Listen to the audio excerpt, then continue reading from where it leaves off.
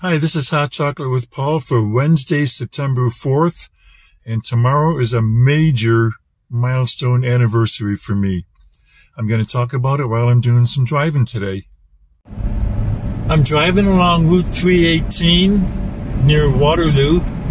It's a nice scenic alternative to taking the New York State Thruway.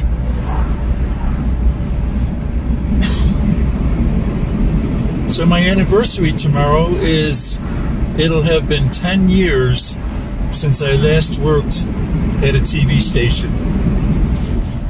So at that point, I have been working at WHEC Channel 10 in Rochester for 32 years. At the end of my workday on September 5th, 2014, I was called into the general manager's office and told that my position had been eliminated. To be perfectly honest, I was not surprised at all. I saw some warning signs. I heard rumors, and quite frankly, I was anticipating it, and I had actually cleaned out my locker a couple of weeks earlier.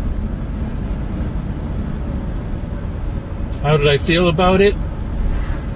I had mixed feelings. I started in broadcasting. I should say I started in the television station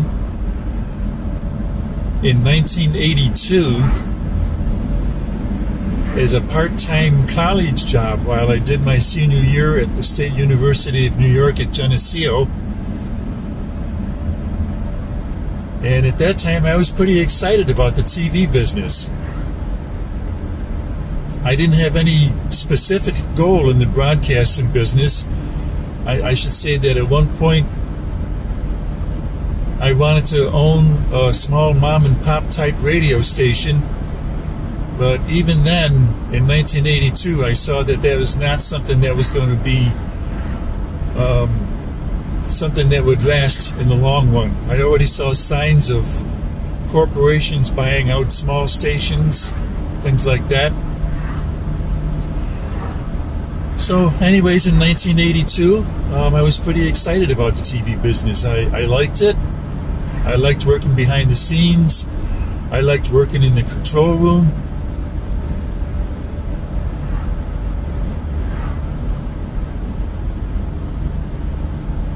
But by 2014, a lot of it had changed. The business had changed.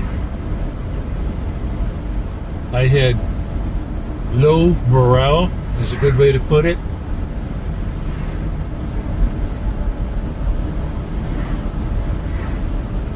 So it was something I was more or less ready for. To be honest, my biggest concern was that I would get my severance pay. My union contract said that when you're laid off or your position is eliminated, you're supposed to get severance pay. So when I was called into the general manager's office, I listened to the spiel that he had to say to me, and once he told me what the amount of my severance pay was and how they came up with it, I was good to go. I was then taken to the personnel office or human resources, whatever you want to call it. Did some paperwork there. At that point, I was escorted in the building to the office where I had been working. Took care of some things on my work computer there. And then at that point, I just wanted to get out of there.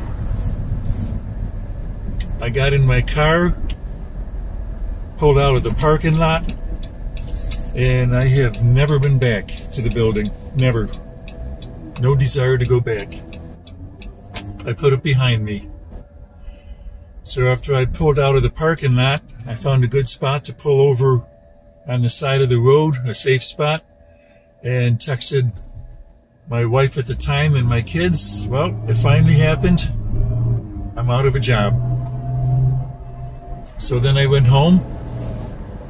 I finished up some business for my union, because I was treasurer for my union at the time.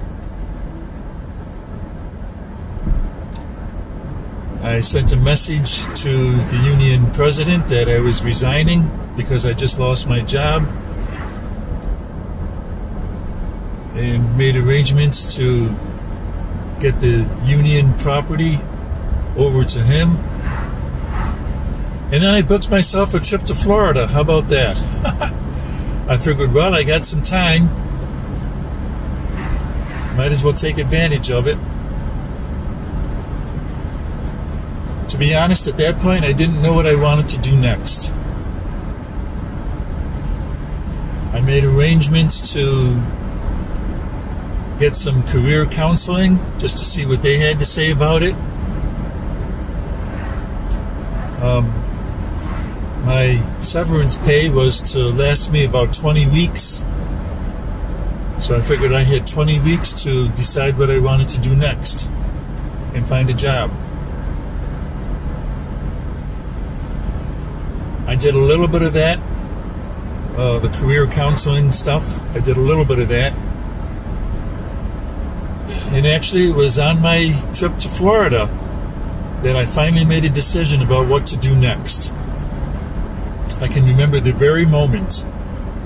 I was in a swimming pool in Florida, swimming around, just mulling over my future, and decided, well, I think I'm going to try school bus driving. I figured it would be nice to see what it would be like to have my summers off,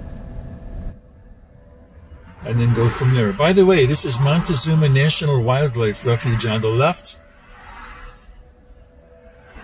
It's a very nice drive-through.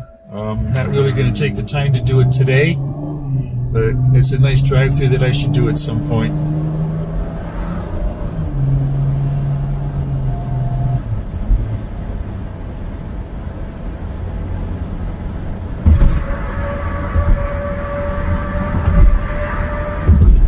We're in Cayuga County now, heading in the direction of Auburn. Gas on the left there, it says 332. I'm on Route 20 and 5, well known in this part of New York State. Or 5 and 20 is how we usually say it. Routes 5 and 20.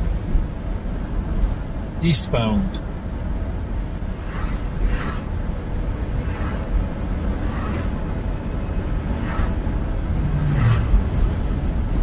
So after I got back from my trip to Florida,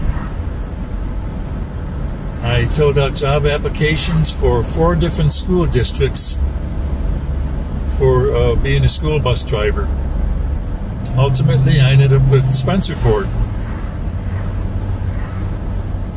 And at that time, they paid the expenses for training, which is basically a trainer and the gas for the school bus, but it was not a paid position for me. So all the training that I did at that time, I did without any kind of income, without any kind of salary.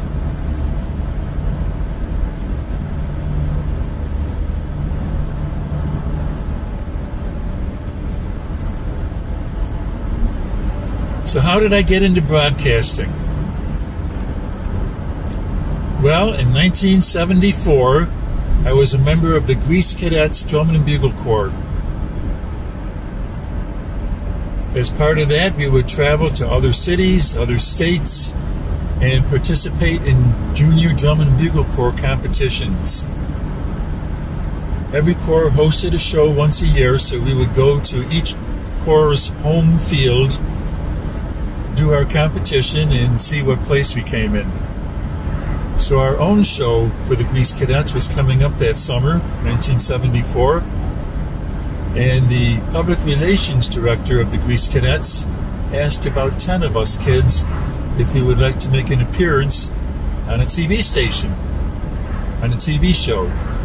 The program at that time was on Channel 13, better known as WOKR TV in those days, here in Rochester. And the morning TV show was called Louise, hosted by Louise Wilson. She was a prominent TV host in Rochester in those days. So I remember walking into a TV station for the first time in my life and being dazzled by all the studio lights and all the equipment. I didn't have to do anything except stand at attention in the studio with the other kids. We were all dressed up in our uniforms, holding our music instruments. I was a cymbal player at the time, so I held up my cymbals, and we stood there at attention while the camera panned across all of us, and our PR director talked about who we were, what we were doing, promoted the show that was coming up, and where you could get tickets, all that kind of stuff. So after I left, I became a big fan of Channel 13. I was excited about it. I started to feel like that this might be something I'd like to do for a living someday. I wrote to the people at Channel 13 and asked if I could come back and get another tour of the place. They let me sit in the studio for a newscast, and I did that a second time as well. The news anchors at the time were Dick Burt and Don Alhart, and both of them hosted by coming and visiting the station. And in those days, Bowling for Dollars was a live TV show that was done in the early evening. I can't remember if it was on at 7 or 7:30, but the crew, after working the TV news program at 6 o'clock, from 6 to 6:30, would go and set up for Bowling for Dollars, which was in a different studio down the hall. So I went and watched that. And that, in those days, was hosted by Ron DeFrance. I also did that with Channel 10, Mark Wolf, and went and visited that station while they did a newscast. And then once again with Mark Wolf when he moved over to Channel 8 in Rochester. So I had a chance to visit all three network affiliates in Rochester to see a local newscast. I was still too young to get a job in it myself. I was 14, 15 years old at the time. But it was on my radar. Then when I started high school, I went to Greece Arcadia High School, but I very quickly learned when I first started that there was a radio station based in Greece Athena High School. And the radio station was set up to serve the students and community volunteers for the entire town of Greece. So I got myself involved in that.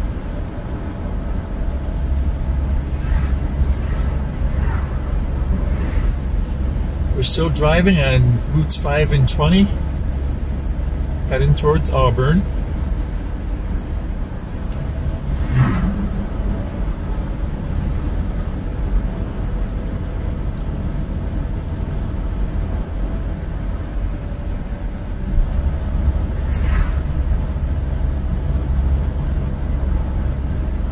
Getting involved with WGMC Radio.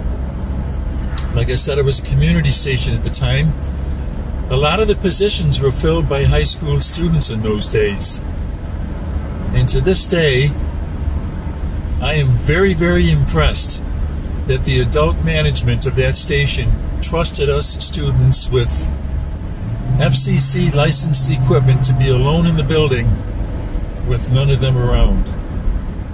It's truly amazing that they had that kind of trust for us, and something I really, really appreciated. For me, it was a time of really learning about broadcasting. I learned how to operate radio equipment. I learned how to be a DJ. We had a United Press International, or UPI for short, teletype machine in the office. And that's where we got state, national, and world news. We learned how to find local news on our own. We learned how to write news scripts. We learned how to produce newscasts. And for 2 years, I was the news director of WGMC Radio. I was a junior and senior in high school, and I was news director for the station. I did a lot of newscasts on my own. I had a good friend, Eric Hemdall. He became the public affairs director, and the two of us together created a weekly half-hour newscast that ran on Saturdays that we called The Week in Review. If memory serves correct, I think it lasted about 2.5 years. I think we started sometime in our sophomore year and took it all the way to when we graduated from high school and moved on. Both of us ended up doing jobs at radio at some point.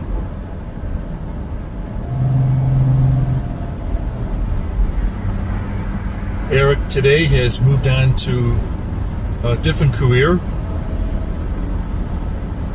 And as I said, my career in broadcasting ended September 5th, 2014.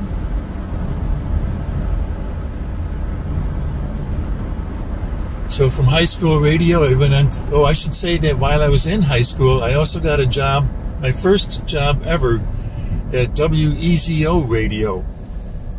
That lasted for, I believe, about 6 or 7 months.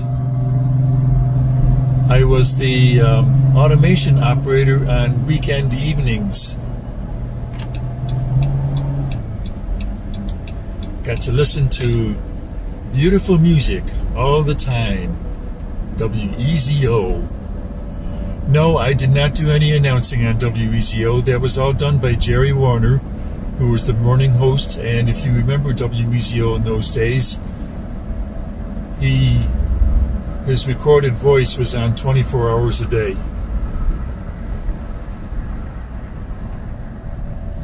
We had big reel-to-reel tape machines. It was all by today's standards, a very simple automation system where they actually used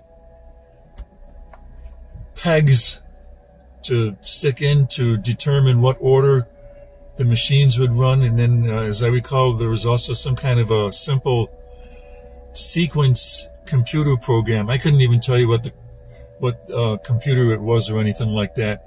But basically all it did was it set up a sequence of which tape machine was going to play next, and then recorded on the reel-to-reel tapes and the cartridges were audio tones that were very low level, too low to be heard by the human ear, but that would trigger the next event in the sequencer.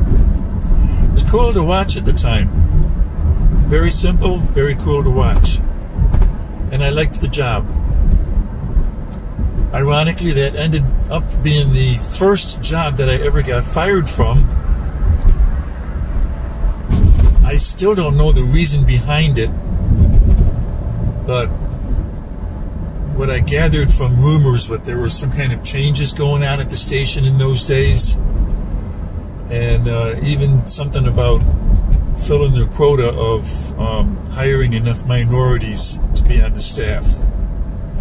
So I don't know if that's true or not, but that was the rumor that I heard. So that was while I was in high school. Finished up high school, started college, got involved with the college radio stations.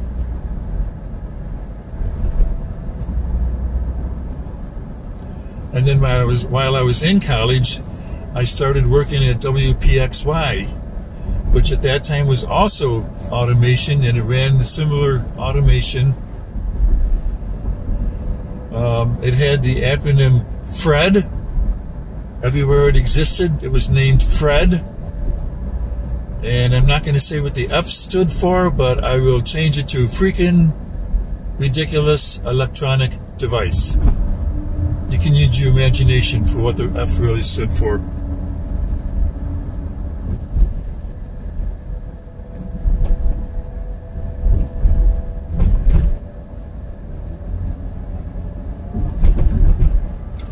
We are in Auburn now.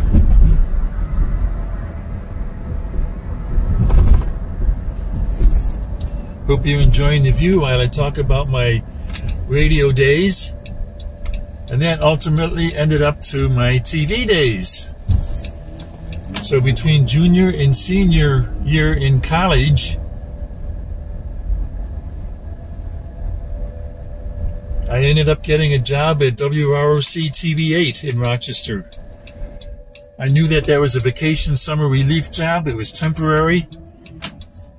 And I knew that it would come to an end at the end of summer.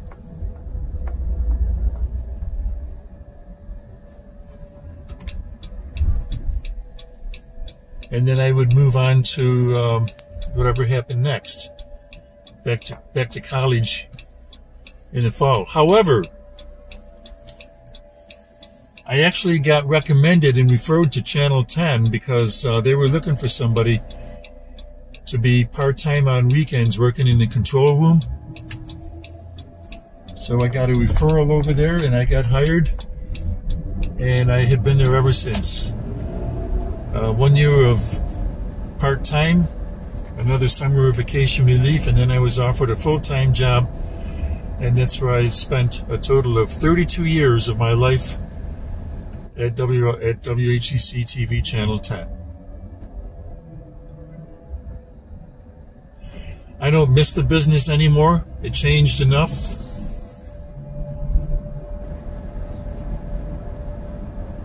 It's kind of saddening to me that I spent 32 years in the place, and quite frankly, nobody ever invited me to do the things that retirees get, such as being invited to the annual Christmas party, things like that. Now, certain individuals in the station have invited me to participate in social events that were not station-sponsored events, like birthday parties and things like that, just general get-togethers and reunions. So I appreciate my colleagues in doing that. But I have moved on, moved into working as a school bus driver, and I've been very happy with that. I essentially retired from what we call contract school bus driving. You might think of it as full-time school bus driving 2 months ago. I'm staying on as a sub. I do enjoy driving a school bus, and I do enjoy interacting with students and the co-workers that I have now. So I'm happy to continue as a sub driver. As I keep telling people, afternoons only. What I really retired from is getting up early in the morning. And that is one thing I don't miss. I love being able to sleep in. I feel more refreshed after 2 months of being able to sleep in. I have a lot more energy than I've had in a long time. And I'm happy being a retiree who just works on his own schedule. So that's the radio and TV business for me. I'm done with it. You can hear me doing some volunteer work, if you want to call it that, with Hot Chocolate with Paul. It is on the new station, getmadradio.com is where you can find it. Get Mad Radio, mad meaning make a difference radio, making a difference radio. I contribute some talk segments to it. It runs on Monday mornings from 9 to 11 a.m. And I hope you can join me there. There's some good classic rock and roll in between the talk segments. That's all I have for Hot Chocolate with Paul for today. I'll come back again Saturday, and I'll have another new episode of Hot Chocolate with Paul right here on YouTube. Have a good day.